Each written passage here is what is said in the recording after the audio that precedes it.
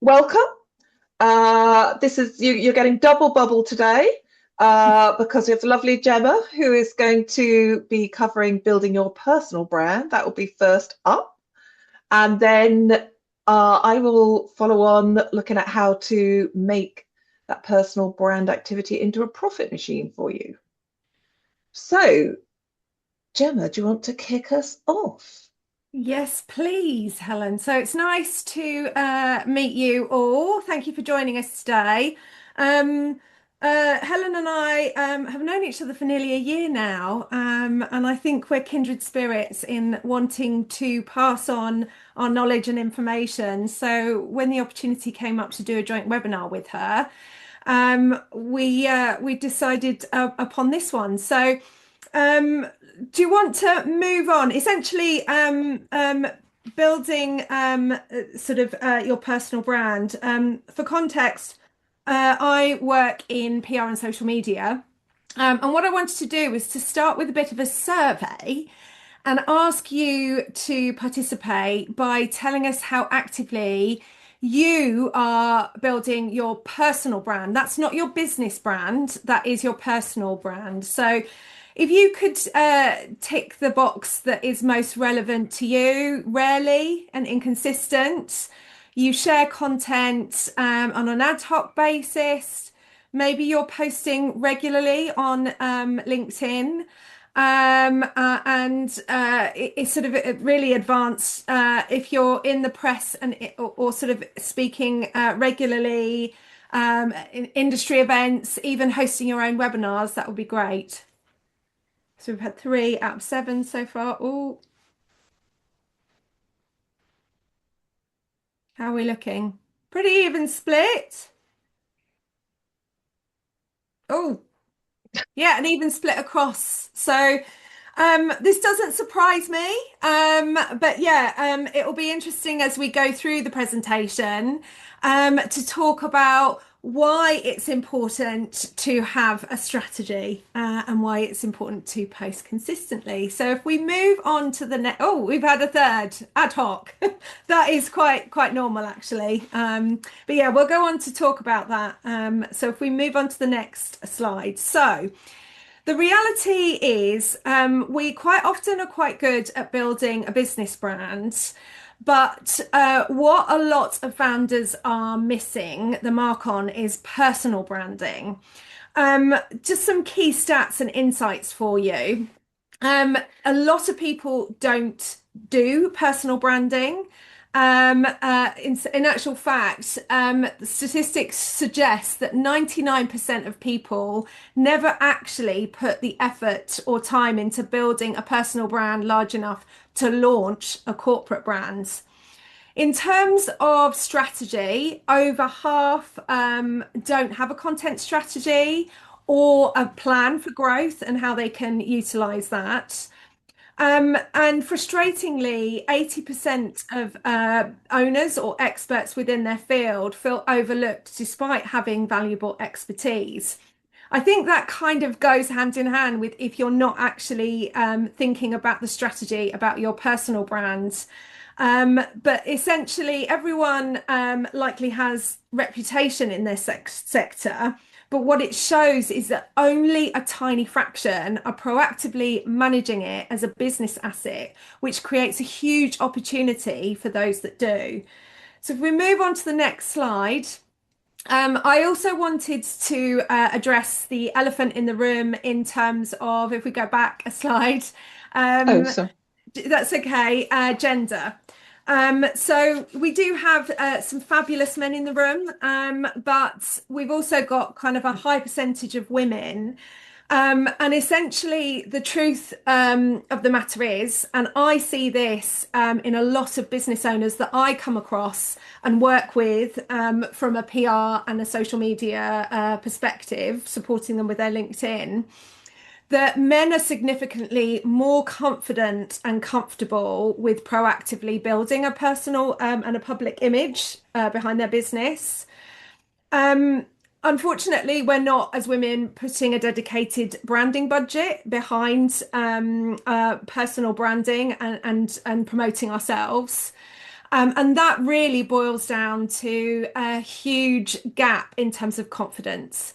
The amount of times that I've heard from female founders that I work with, well, I'm not an expert, or nobody really wants to hear from me, would, sort of really support that confidence gap in terms of 39% of women feeling that their skills are sufficient to even start a business, let alone talk about the fact that they've launched a business.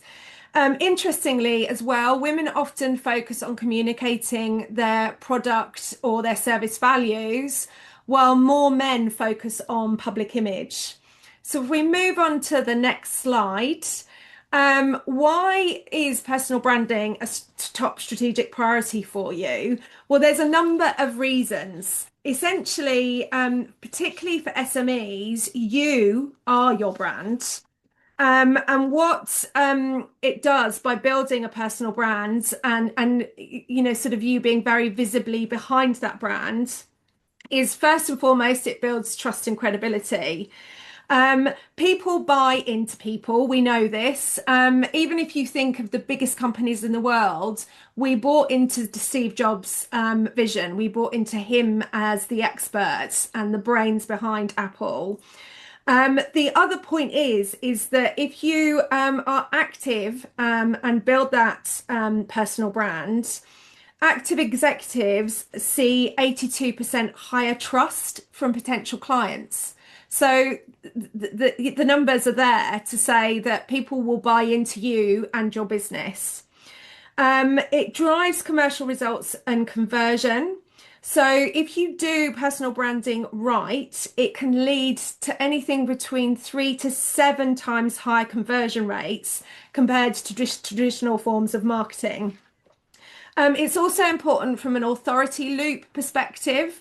So consistent visibility of you as well as your business will train AI and search engines to recognize you as an industry leader, which then means that you're showing up more in search, sort of, and also more likely to be asked to be a sort of expert commentator by the press. And also, let's not forget that actually what it gives you the opportunity to do is future-proof you as a business asset yourself. Let's hope that kind of maybe in 5 to 10 years' time, you'll be looking to sell your business.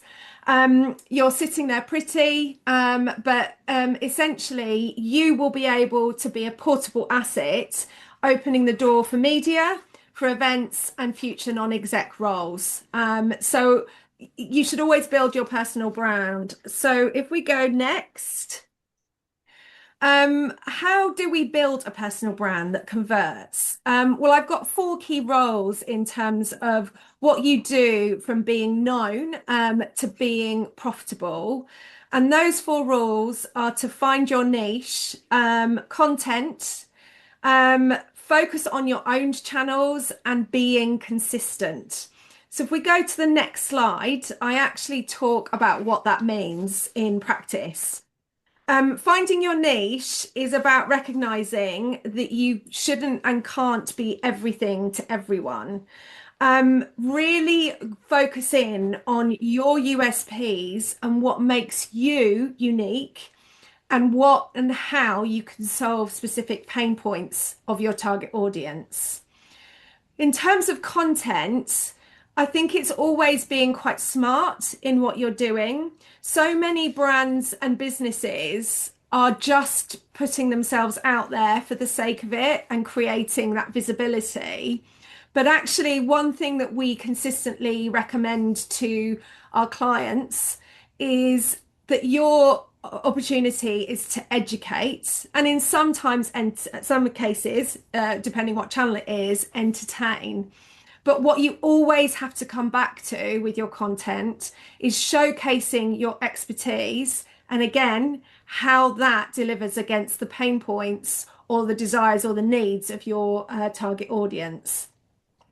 One of the other things that we always do, and quite often we'll have clients who will come to us and they want to become known as experts in their field. They want to be featured in the press. one of the first things that we will always do with all of our clients is we'll look at their own LinkedIn platform, and we'll also look at their other social media channels and the blogs that they're sharing. If they're not very present and they don't have a huge following and they don't have a lot of content on there, we help them to work their own channels, because what journalists are looking for when they're looking for spokespeople and experts is the building blocks and the proof points that already exist. Now, if you've already been featured in the press several times, that's great, but a lot of individuals aren't. And the only way you're going to get there is by actually showcasing that expertise. And your own channels are the first port of call that those journalists will go to.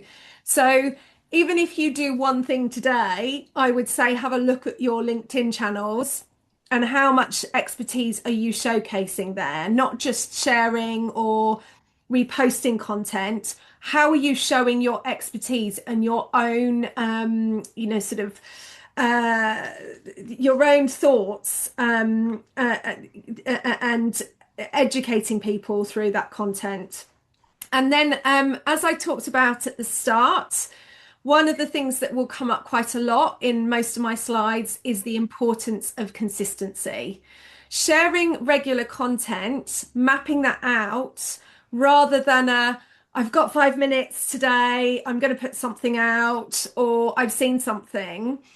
There should always be a bit of reactive content that you use on your channels, but you should also really be looking at thinking month by month, week by week, the content that you want to share, because consistency increases your visibility because the algorithm can see that you are a regular contributor. So if we move to the next slide. A short pause. Might get to have some tea. So, how do we make your social media work harder for you? Again, 4 key rules before you start to post. One of the things that I would say is to be choiceful.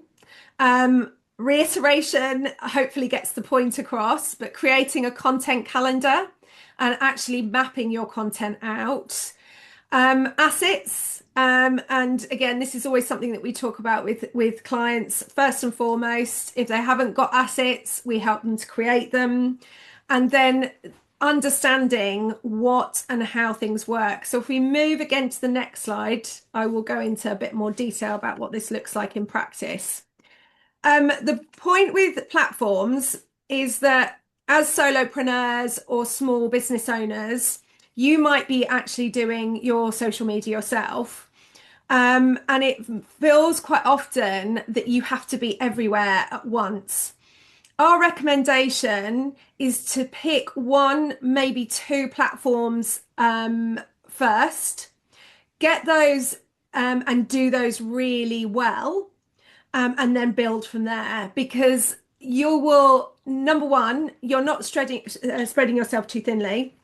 Number 2, you're far more likely to have more time to work on the content and make sure that it's really going to sing on those platforms.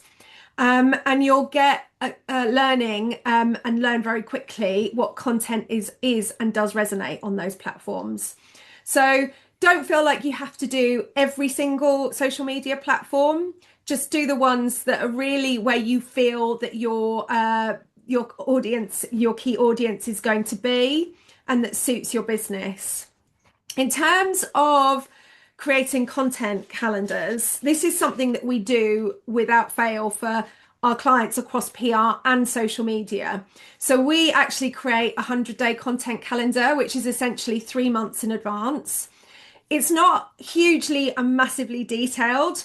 It's almost like an Excel grid. But what it does is it helps you to map and plan anything from awareness days. So say, for example, you are a business that works in healthcare. International Nursing Day comes up in May. You know that you're going to put some content out around that event on that date, and be part of a bigger conversation. You can also map out what you've got happening in terms of your business. So you probably do this in terms of marketing broadly, but actually think about the content that you're putting on social media.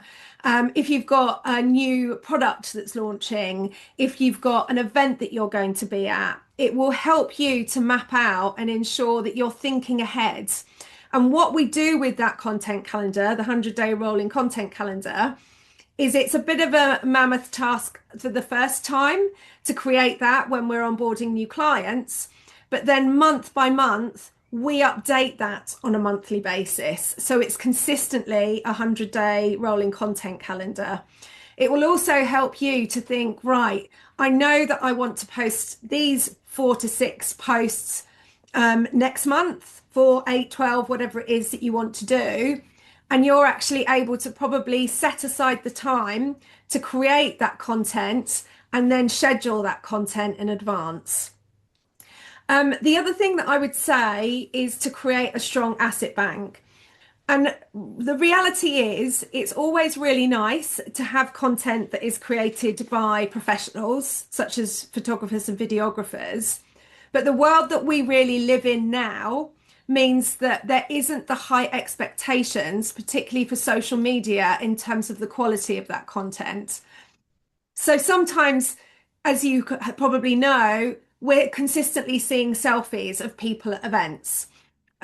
You can actually, using pretty much most smart devices now, phones, grab some really beautiful headshots or shots of you out and about doing your work. And I would say, just think, whilst you're thinking of your content calendar, not just about the caption, but what is it that you want to show? Do you actually want to create a video? Do you want to create a bit of a reel of different images? Are you trying to showcase everything that you've done in the first quarter of the year? Do you have strong headshots or visuals that can really bring it to life? Doing that will actually help you to create content that is going to be richer and more engaging. And then the other thing is audits. So have a look at other business and brands and see what they're doing and what's working for them. And I don't mean just looking through, for example, LinkedIn and saying, oh, I really like that post. It's about actually looking at the stats, not just the likes, how many people have engaged with it, how many people are sharing or reposting that content. Look at those stats that are slightly deeper and learn what's working and almost think, well, how can I mirror that myself? The other thing is, we all, from a LinkedIn perspective, have the ability to look at the statistics for our own posts. And we'll be able to look at those and actually see, oh, that post actually got more engagement than the other. What was it about that? So it's about researching and repeating and understanding what content resonates so you're not wasting your time on content that doesn't. Right, if we move on to next.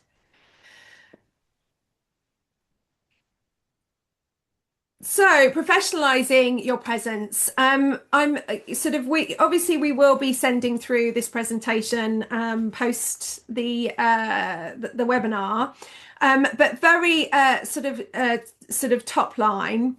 It's about strategic planning. It's about performance and insights.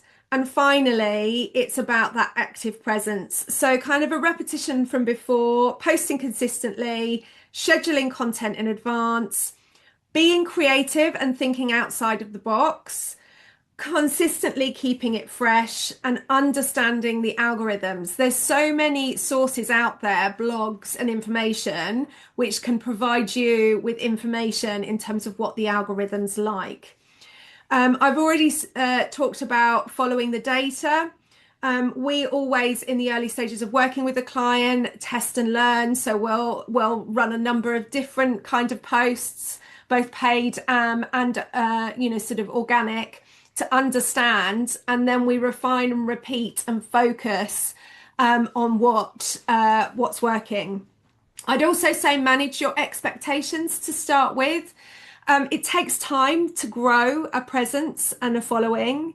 Um, if you manage to create something that goes viral, absolutely, who bloody rah, because the magic of that is really difficult. And even teams that are working on creating content will struggle. When a client says to us, make it go viral, that always slightly fills us with dread because we do everything we can and we get really good engagement on our content. But one thing that you can never guarantee is making something go viral. In terms of active presence, it's always about keeping and looking at what your audience is looking for, what is being talked about in the press, making sure it's relevant, making sure you're keeping up to date, and actually collaborating and interacting with people when they interact with your content, because that's where the engagement goes up and you've got a more engaged following. So if we move on to the next slide. So how do we move that from your owned channels to being featured in the press? Well, it's no shock or surprise that actually one thing, and the four key rules, four golden rules, is expertise, which is running consistently through both. But actually, the other points that I wanted to talk about is being proactive, leveraging your proof points, and focusing on building the relationship. So if I go into a bit more detail on the next slide. So what I mean by being the expert is what you mustn't do is follow others. And what I absolutely recommend that you don't do is utilize AI to help you write your expert commentary. Journalists know this straight away, and they'll see it in your content, and that includes social media. I'm not saying don't use AI to help, but actually my recommendation would be to record a voice note of your thoughts and expertise into a platform like Gemini, ChatGPT, whichever one you use, to help it to maybe put that into a more comprehensive quote or thought, which you can then edit. That's what AI is good at, not actually coming up with the expertise, because anything that you're putting in there is actually going to be swept from everywhere else. So my one piece of advice is don't just repost content and share your own opinions that take on specific industry trends or challenges or pain points. That's where you showcase your expertise. A second point is proactive pitching. The reality is that journalists are inundated. I know some of you I recently saw at a sort of full day event with Helen, and I talked about how many pitches and how many emails press are getting.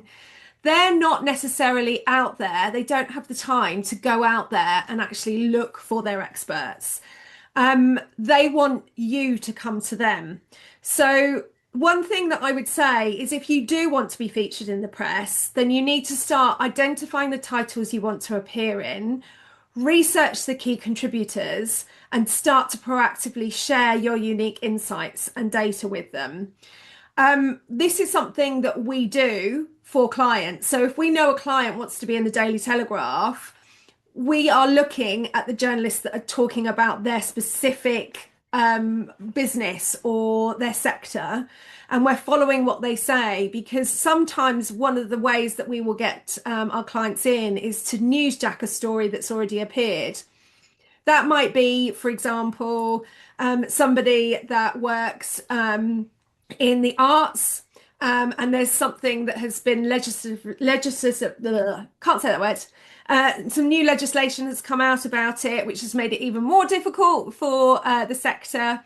We might then, having seen a piece about this, put forward a client comment And that can create either an opportunity for that piece to be updated, if it's an online piece, or for them to do a follow-on piece or even an interview. As I was saying earlier on, which loops back to how important it is to actually work on your owned channels. What you should always do is leverage your proof points. And we always do this in pitches to the media. So we'll either share the fact that they've been featured in previous articles and link that to sort of our pitch emails. If you don't have any press coverage, then actually just sharing high quality blog or LinkedIn content. That's an example of your expertise. And finally, it's about building relationships. The thing that sets us apart from most people pitching out their own stories as an agency is that we have and spend a lot of time focusing on building relationships with lots of journalists. But in terms of your opportunity, it's about reaching out and actually building a relationship. And that's everything from following them on their own social channels and engaging with their content, through to not just always being and reaching out to them with your story. So I think it's, if you get a relationship with a journalist, maintain that relationship, because actually that's going to provide several opportunities. It may be that you go out for coffee with them. It may be that you go out for a lunch, which has absolutely nothing to do with anything that you've got to do, but you're continuing to build that relationship with that journalist. So I'm very conscious of time, so we move on to next. What not to do, very quickly. Don't fall into the influencer trap. This isn't about building up you. This is about building up you as an expert. It's not about vanity. It's not about likes and views. It's about engagement and actually creating the proof points that you are an expert. Don't use vague or flowery language. You need to be direct and to the point. What is the pain point and what is the solution? And always think value versus self-promotion. We don't want to hear about how great you are in your role. We want to hear about how you've helped solve a problem for somebody or and provided value. So always think back to what it is that actually is going to be of value and of interest. So we can move on to next. So the benefits to you and your business. If you follow this, you'll get earned media coverage. You'll be recognised as an industry voice and more likely to get invited along to be a keynote speaker at a key webinar or an event, panel discussions. It will, trust me, improve inbound inquiries, especially if you're doing other marketing activations around it. But even on social media alone, and that, of course, will be a boost and provide a boost to your bottom line. I just wanted to finish with a little bit of homework. So if we go on to the next slide. Before you go away today, from my side, it would be great for you to have a think about who your target is, who are you trying to communicate to, and what is their primary pain point. This is something that we will often do with all of our clients. Have a little bit of time to identify your story, what makes your business and your journey and you completely unique to other people within your sector. And then spend a little bit of time today, tomorrow, this week, writing a post that provides a solution to a client problem rather than just a business update, and then post it and see what response you get.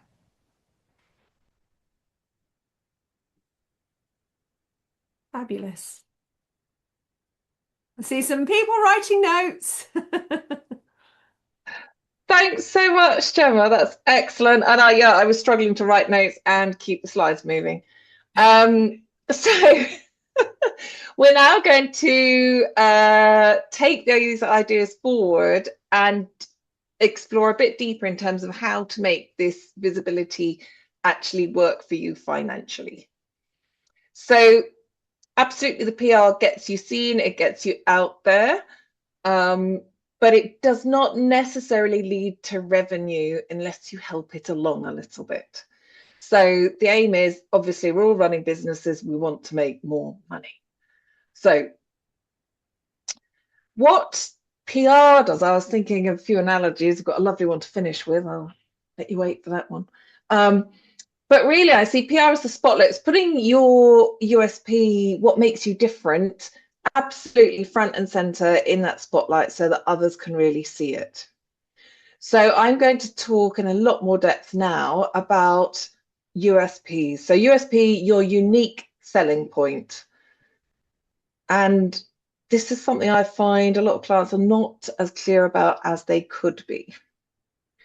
So USP is really important, actually, because it's the key thing that will take you out of price competition.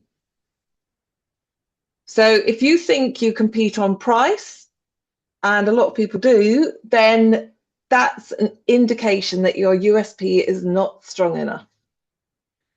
If you talk about what you do and you present yourself as not standing out, it's a bit generic, it's not clear, you're not building that trust, you're not grabbing the attention of people. And if you look to be the same as others, you definitely don't have any justification for people to pay a premium to work with you or have your products. So we want our USP, the way it works, it takes that attention that we're getting from the PR and turning it into interest, because the content that's out there in the PR is featuring on this particular selling point, or indeed USP points. You can have more than one. You might have a small clutch of unique selling points that together make and build that uniqueness. Individually, no, they're not unique, but the combination is. And I find that helps a lot of people. If you're thinking they're going, what I do isn't unique, there's lots of financial advisors out there, or this is or that's out there.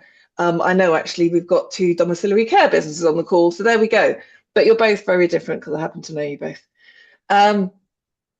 So what makes a strong, unique selling point? It needs to be specific. It needs to be relevant. Who does it need to be relevant to? Your target audience. And again, that's another reason why you might have more than one USP, is if you've got different target audience groups, the likelihood is you might need to talk about a different USP to those groups. It has to be relevant to who you're talking to. It needs to be focused on what they get as a result of interacting with you, buying your product or your service. And ideally, in fact, almost certainly, it needs to be evidenced. There needs to be some backup. So you can't just say this, there needs to be something that backs it up. So it's actually been really interesting preparing for this webinar, because I've used my little 3 circles. I'm sure there's people on this webinar who've seen them. And I call this bit in the middle where they all coincide, like the sweet spot of where you need to be operating. And I suddenly realized that actually is the USP. It's not that it is a sweet spot, but it's because it is your unique selling point that is profitable to be there. So what this central point here represents is the intersection of your target audience's needs. Now, I'm really clear there. It has to be the audience's need, not their want. In my experience, people only part with money to get something they perceive they need. If it's just a wish, and particularly at the moment, they're not going to give you cash for it. So hard-earned money. So it has to be their need, and it has to, obviously, to do business, what they need has got to coincide with what you offer. I don't mean a discount offer there. I mean what your business is offering. And the key bit here, which sadly didn't quite come through on the transition into Menti, is this thing that you are offering has to be meeting your target audience needs so well that it is worth them paying more for it, more than your competitors. And that's what takes you out of price competition.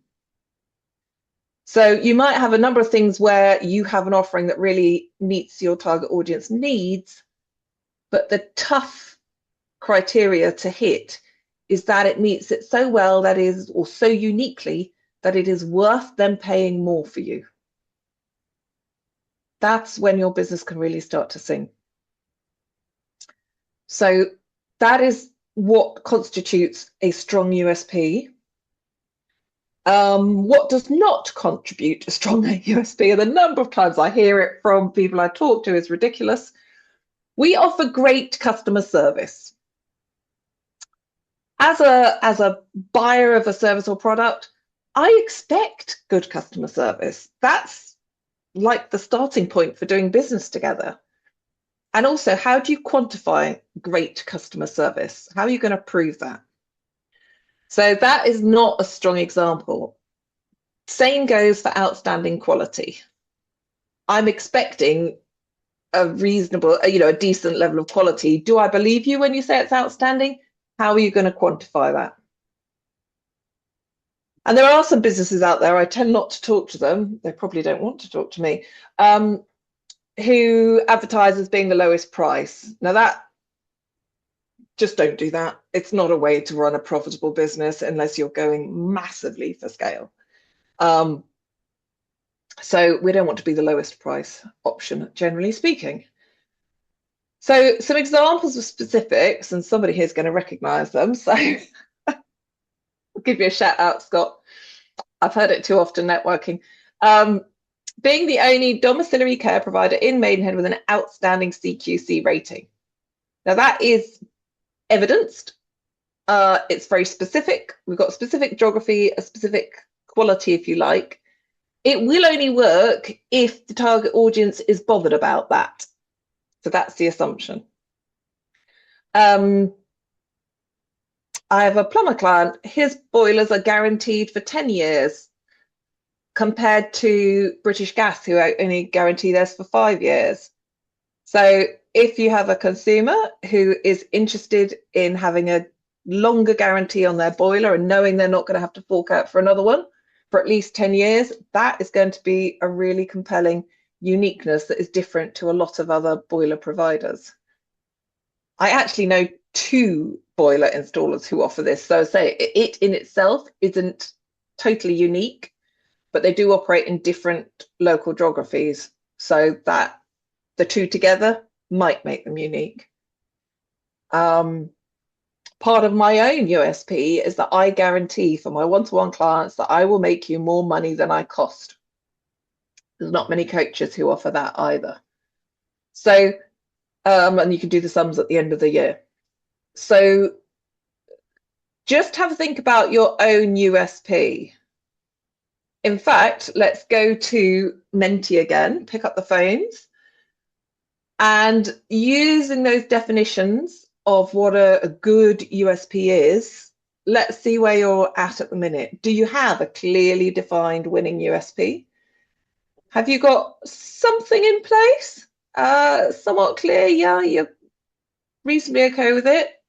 It's actually quite vague, or actually you don't have one at all. And it's a bit of homework you're going to take away.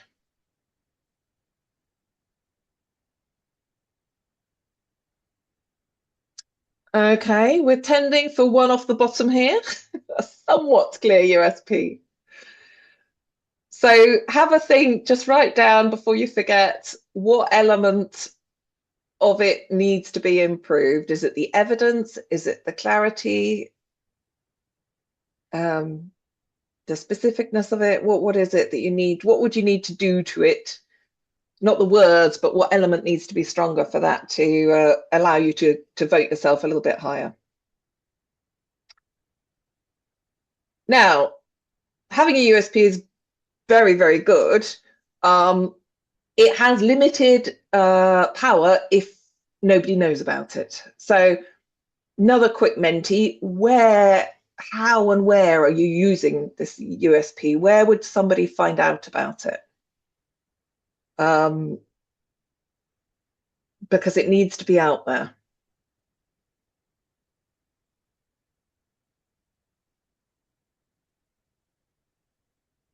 I might have allowed you on this question to put in more than one answer. If you've got more than one answer, give it a go. We'll soon find out. Oh yeah, we have. The numbers add up more.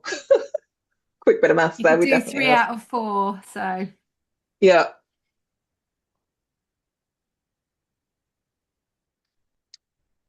Oh, good. So we're doing quite well at using this, just might need sharpening up. Um, Absolutely make sure you use it in your sales process because that's the power of it to convert it into money. So let's get number 5 in here as well. um, Otherwise, that's really good. Good. So yeah, I would sharpen it agree up and with then keep Helen on using it. that. Repetition is key. Repeat, repeat, repeat, repeat. Every opportunity, talk about your USP. Use it in social, see how you can leverage it in interviews, maybe not kind of a strapliney way, but what are the messages you're trying to get across in your interview throughout your Yeah, website, focus too. networking? You almost want people to be able to say your USP back to you because that means that they've got it. Yeah, that's a great measure. Thank you. So we've got the USP here. Now I'm going to show you how it really works for us by taking a look at basically the commercial engine of your business. Um, so these are the 5 ways you're going to grow a business. And we're going to look at each one in a little bit more detail and how they interact together. So we call this our 5 ways. The 5 ways are in white, and the outcomes they produce are in yellow. So your number of leads, obviously, the more leads you've got, the more opportunity. That's inbound, inbound out, however you've got them. People who are interested in having your product or service might not be from you, but they're in the market for the thing that you do. And you know who they are and you know they're in the market. There's a little nibble of interest there. That's what I call a need. We need to then convert them into customers through our sales process. So your marketing brings in the leads, your sales process drives your conversion rate. And the more leads you get, the higher conversion rate, the more customers you're going to get. That's the outcome of those two. Your revenue is an outcome of how many customers that you have active, how many times they transact, do business with you in a period of time, and what's the average value of each of those transactions. So the more customers you have, the more frequently they do business with you, and the higher the value of each transaction, each piece of business is going to increase your revenue. And your profit is an outcome of how much revenue you've got and your cost, proportion of cost to revenue in there, so your margin. I always look at net margin rather than gross. Net is after all costs rather than gross margin. You've still got a load of standard overheads, etc. come out. It's a bit of a vanity number. So net profit is the one that really matters. Just to show you mathematically with a little simple example how this works. Hypothetical business, you've got 4,000 leads, 25% conversion rate. You can do the maths, gives you 1,000 customers. If they each transact twice a year with you, an average value of £100 per transaction, then you've got 1,000 times 2 times 100, which gives you 200,000. Nice, simple 25% margin gives you a profit of 50,000. The way this engine works to drive our profits is then by driving increase in all of these 5 ways, the white ones. So if we look to, and I've just picked a standard 10% increase, if we put in place stronger marketing to drive, we actually use our USP consistently in a planned calendar of activity, promoting ourselves in our personal brand, also promoting our business brand. Could we get more leads? Yes. Any other marketing strategies that you may be doing, networking, paid advertising, whatever it is, you want that to drive more leads. If we work on your sales process, I was saying that earlier today to a client that on average, nowadays, it's taking 11 steps in a sales process to convert a 4-figure ticket item to be purchased. If you haven't got 11 steps in your sales process, you will be under leveraging your conversion rate. That gives us an extra 210 customers. Although we only did a 10% increase on both, it's actually a 21% increase because of the compound effect. We're then going to look at number of transactions per year. How can we get your customers buying from you more frequently? And how can you increase the average value of that sale? Well, putting your prices up is one way. Putting up the volume is another way. Having higher value options for them to trade up into. Various different ways. If you don't have a higher option for them to buy up into, they cannot spend more with you. So make sure you've got a series of levels of investment that they can operate at. This is now giving us an extra 92,000 on our revenue. That's a 46% increase. If we add in a last 10% increase, we're going to increase your margin by watching our costs very carefully. So many people have got, you only need to find a few subscriptions that you took out and no longer use. When did you last renegotiate key utilities, your phones, even VoIP phones? Insurance, make sure your insurance, commercial insurance, car insurance, renegotiate that every year. Accountancy rates, bookkeeping rates. And mechanically, the more volume you do in terms of revenue, your margin, if you manage your costs at least flat, then your margin is going to go up. So perfectly possible to get a 10% increase in your profit margin. Gives us 80,000 profit. That's a 61% increase from our 50,000 we started with. So lots of little actions against each one. But let's now take this back to our PR.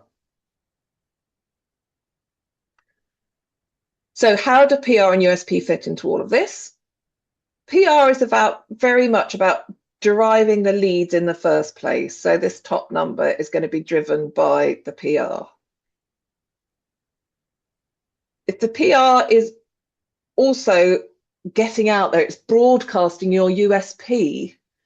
The USP that is going to drive that conversion rate. If they know, your prospects know you're the only place they can get that that particular feature of the product, they're going to come to you. It's going to increase your conversion rate.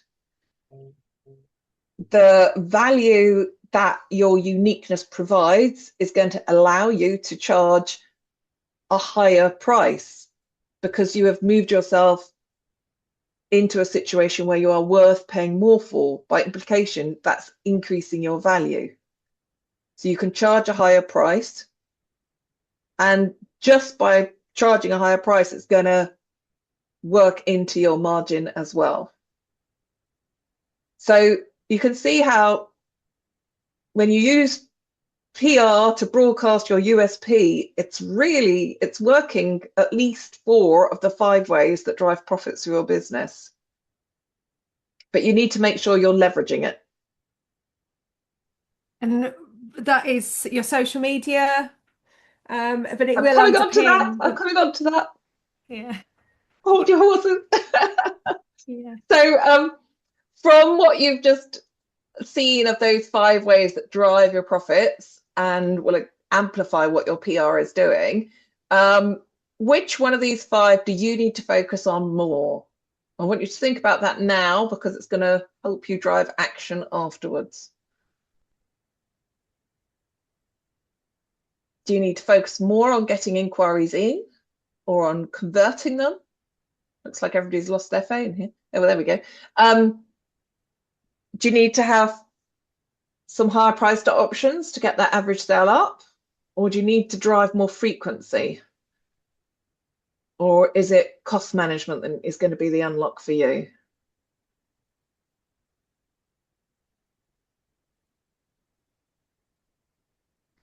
So look at that. Lead generation is leading the way, closely followed by conversion. And if you were toying up with which one of these is most important, actually, lead generation, we all need. Obviously, we don't have a business if we don't bring in leads. But lead generation is the most expensive in terms of either the time you invest or the money you invest for someone else to invest the time, or in paid ads or whatever. So lead generation is almost always the most expensive and requires most investment. So I would always say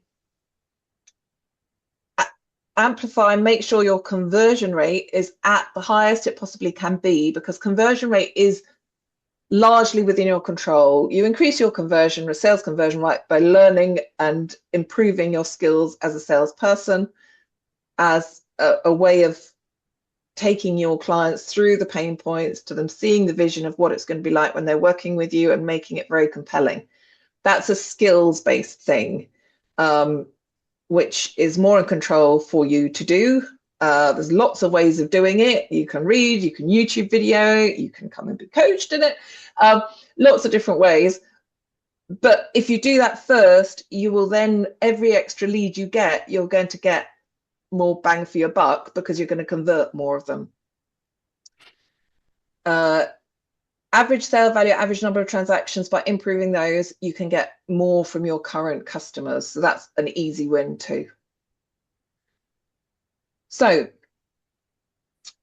what we need to do to support that lead generation, most of you there, is to amplify the PR that you are getting. So many people waste the exposure they get. They get published in the magazine, the newspaper, the whatever channel they've got onto.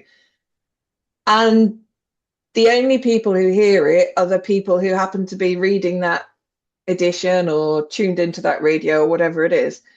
But actually, if you share that in the right way, because there's a lot of copyright and sensitivity about that, and your PR experts will tell you when you can share a link, not share a link, share an image, not share an image. I'm not even going to go into it because I'll get into hot water. But absolutely shout out about the fact that you have featured in these places, because your network on LinkedIn or Facebook, or whether you hang out for your business, I'm sure all your network do not tune into wherever your PR was broadcast. But if you talk about it on your socials, then they will know about it. So you get so much, you can probably easily get 4 times the amount of benefit by getting it on all your social medias, as well as where it was actually posted. Think ahead. I put here at the end, plan ahead. It might know you're going to be, Helen, well, when do we have video clips? Well, could you? Gemma might be quaking in her shoes here, but I was thinking, why not? If you know you're going to do a podcast, set up for a video on a, just have a tripod, video yourself doing the podcast. If you're doing it on Zoom, I've done a couple on Zoom. There's no reason, didn't think about it at the time, that I couldn't have videoed myself doing it. I own that video. It's me and my words. I'm sure that is okay to share. And I've created video, and we know how the channels love video. You could do a video of you talking about the experience of being on whatever. So how can you get video? Because the algorithms love video. They do. Also, I would say always check. So if you're a guest on a TV show, say you've been asked on to this morning, I'm thinking up there. We're going to get you all on this morning as experts on the couch. You can take behind the scenes photography. Quite often they might limit you to sharing it the day before. Podcasts and some others you could, however, record yourself going to the This Morning studios. Something exciting is happening. The more that you trail that, the more that people are going to get excited, and you could even tell them to tune in later that week. So always utilize it as much as possible. And Helen is right. There are rules and regulations about licensing. We've only just done this with our client this morning, who was in Grazia in a feature, but we've been very clever with how we're visually showing the magazine and then linking it to Apple News, plus tagging the journalists, plus tagging Grazia. in the hope that we're going to amplify that coverage, and we're putting multiple posts out about it on social media. Brilliant, brilliant. Always So, amplify. Yeah.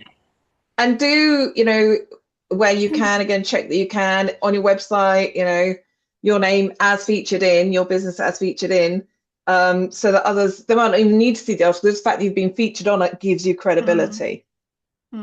So how are you doing at current? In fact, I'm looking at the time and I know you've got till 5 o'clock, so I'm going to skip this one.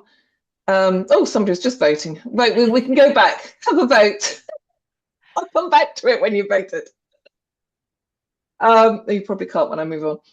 So why does this all matter? We've been, going on about personal brands, how this is going to amplify your lead generation and your business. It is so important because depending on where your end goal is, whether you're scaling the business or you're getting ready to exit the business, people who might want to invest to scale, invest to exit, they want to see predictable revenue. They want to know that you've got a cash machine here that you can predictably know when you invest in marketing, what is the return on sales and profit. They want to see strong margins and they want to see clearly how you're positioned in the marketplace. So it is very important for the long-term health and outcomes that you have from your business. And then here's our last little analogy. As Gemma and I were preparing for this and saying, okay, we've got to make this flow between the two of us, I said, you know what, and obviously the moon is very topical this week. It feels a bit like, to me, as though your business is a rocket, okay? As you get set to launch, you've got your booster rocket there, your personal brand firmly attached to the business brand, and off you go at record speed up into the stratosphere. Once you've reached, and I'm going to let myself down on my space knowledge here, but once you've got to a certain height and you're into, momentum and the atmosphere changes, etc., the booster can come apart and separates off from the business brand. So a personal brand, once it is well established in flight, our business doesn't need that personal brand so much, and it becomes more the role of our astronauts. You can see they're smiling at the window, and it becomes them who take over building the brand of the business and their personal brands, and that our astronauts, if you like, are our employees. So as your business matures, you might take your personal brand in a slightly different direction, as Gemma alluded to earlier, in more of a NED direction, for example, or to start up a different business. But what your brand helped you launch in terms of the original business is still moving forward with different people at the helm directing it. So there we go. There is your rocket analogy for PR and business growth. Yeah. So as we wrap up, next steps. I think both of us have hopefully given you some thoughts around what you should be doing already to maximize what you're doing with PR and driving profits from it. So understand what you're already doing, most importantly, where you can improve. And then we've got two offers to help you further. So do have a session with me. Delighted to sit down with you. If you haven't already had one of these, have a free coaching session with myself, and we'll look at understanding what are your top profit building strategies to take your business onwards and upwards. And equally, Gemma is offering a personal branding discovery session to help you work on your personal branding. So I'm going to ask Gemma for any last words, and while she's doing that, flick to my last mentee for any questions that you've got. Just type them in, they'll come up anonymously, but do pop in any questions that you have for us.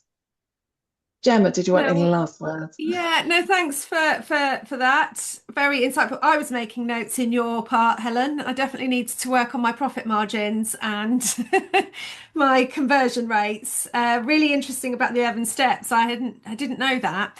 I just wanted to say on the last part about the personal brand, I do completely agree with that analogy. And I would say that from my perspective, the personal brand where you're scaling a business is quite critical. It's also in preparation for exiting or floating or sort of selling a business. You need to have that there. But as Helen said, what we mean by the step away or the booster is that essentially you're building other stakeholders in the business. But do invest in your personal branding if you're not doing it already. So there's some really interesting ones there. I think they're for me. What There is are. considered a Yes, what is considered a viral post? So a viral post is essentially when a post goes stellar. So say you post something. And obviously, viral can mean different to different people and on different channels. But say you put something as a brand or as an individual on Instagram, and it gets 500,000 views or 1 million views, that's viral. So that's when it's gone way beyond your expectations. But on LinkedIn, it can be that instead of sort of thousands of eyes, that hundreds of thousands of eyes have seen that post. In terms of how do you make a relationship with a reporter, the point is it's about doing your research. So actually look, I hope I answered that viral post one. I just flew through that because I am Yeah, conscious no, I of think that's time. fine. Yeah. Yeah. So how do you make a relationship with a reporter? Well, I would say know the publications that you want to go into and start to really, maybe you're already doing this, but if you're regularly reading either a regional newspaper, a trade publications, quite often up front, or even if it's online, you will regularly see the same names who are writing the pieces that you like or feel fit with you. What you then need to start to do is sometimes you can, by doing a little bit of digging, find out the journalist's contact details. But if not, more often than not, they might have a presence on social media. Follow them and start engaging with their content, start engaging with their posts. And then obviously sometimes these journalists might do Instagram lives, they might do their own webinars, they might be at events. Make sure that you're getting along, introduce yourself. But essentially, it's just about putting yourself out there and engaging with them on the platforms that you're able to. So that's a good way to start. Hopefully, you'll be able to find out their contact details and then start to have a relationship. X is actually a great way still to this day that we engage with journalists and LinkedIn and actually DM them and actually they might put requests out and we'll respond to them. So it's there for you to use as well, Mm. rather than just So as an connect, agency. find the name, Connections connect is with them. everything. Connect with It's them, it's a like lot them, easier to comment. connect on LinkedIn and contact that way than email. You do need the email address, but Yes. LinkedIn, if they're on LinkedIn, you can You would communicate be straight away. surprised how important it is, even to this day. We have to engage, particularly with consumer journalists, in the content that they are putting out there on Instagram, because actually just showing love for their posts, even their family posts, suggests that you really care about them as individuals. And how do you boost personal branding if you hate videos and pictures? Also, privacy is a big thing, as I don't always want people knowing what I'm doing. It's a fair point. And again, this is something so I would say, from a personal perspective, I don't like showing, over the last couple of years, taken a conscious step back from social media from a personal perspective. If your content is sensitive, it may be that you can't show elements of your job. When it comes to videos and pictures of yourself, unfortunately, there has to be an element of biting the bullet a little bit. Yeah. Despite the fact, and I've told Helen this, despite the fact that I am constantly advising people on this, I hate it too. So you are not alone. We all feel like slightly stupid sometimes doing it. And actually, who cares what I have to say? This year, I'm making a conscious effort to change my social media because of just that. The world that we know has changed. People buy into people, they will buy into me as an individual, and so I have to put myself out there, but do it in Yeah. a way that feels comfortable to you. You don't need to, for example, with your channel, consistently putting videos and pictures. Obviously, the algorithms like videos, but it could be that you're just doing a reel, but every now and again you put a picture of yourself up there or you put a video of yourself up there, and then the rest of the time you're showing your experience in slightly longer form posts or blogs. So Yeah. personal branding doesn't have to be, it is a bit more nowadays that you're putting yourself front and center, but it doesn't have to be all the time. Is that Yeah, helpful? I would totally echo that. You do have to have there has to be a face to the name. Mm, Uh, Successful business is all about building trust, and we build trust with people we can connect with. yeah, And if you're hiding behind an avatar, I saw one business and their entire team photos were avatars. I'm like, that's built zero trust with yeah, me.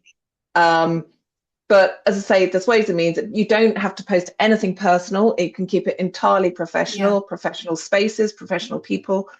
You could do video of an event you're going, just scan backs of heads or something. It's still yeah. video, but the algorithm, you're not in it particularly. Yeah, the So algorithms love spaces. So even if it's side profiles, I would say we do. You've absolutely said it there, Helen. It's absolutely right. Yeah, unfortunately, there has to be a little bit, but you don't have to be front and center all the time. We've stopped using X. Don't think we should be getting back on it. No, you don't need to as a brand or as a person from a personal brand perspective. It's very, very hard, I think, and has been for a very long time to really make a difference on X, but it's a great listening platform. And I would also say look at hashtag journo requests, follow that because journalists actually put out requests for expert commentary and product that they want for reviews, and they put it out consistently on X, and it's always been there. And honestly, we use it. We use it from an agency perspective, and we actually get coverage for clients by responding to those okay, would journal that work on requests. LinkedIn as a LinkedIn, hashtag? not so much, but actually it is worth checking it out. There's Yeah, less people that share it on there. They've always shared it on X though, and there's a X. lot Okay, there's lots of requests every single day. great. I'm conscious we're now of the 5, so thank you so much for your Sorry. engagement, everybody on here. No, we were answering the questions, but I think time to wrap up now. Thank you everyone for hanging on there. Everybody's still with us. That's fantastic. Yeah. Do take us up on our offers. The business health check, free coaching with myself, and the discovery session with Gemma. And yeah, start driving that personal brand, I think, is our Yeah. have a great day. Take care then. Thank you Bye. guys. Bye.